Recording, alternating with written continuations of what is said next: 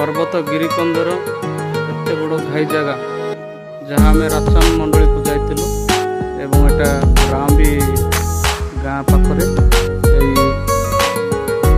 परिवेश दृश्यटी जे अति दुर्गम अंचल रास्ता नहीं लोक असुविधा यातायात कर देखुं लोक मैंने आसुँच बहुत शोचनीय अवस्था एटा गाडा गांबेरे एक नुआ परिवेश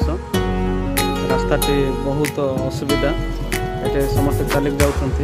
डबल बसबार बहुत असुविधा होची।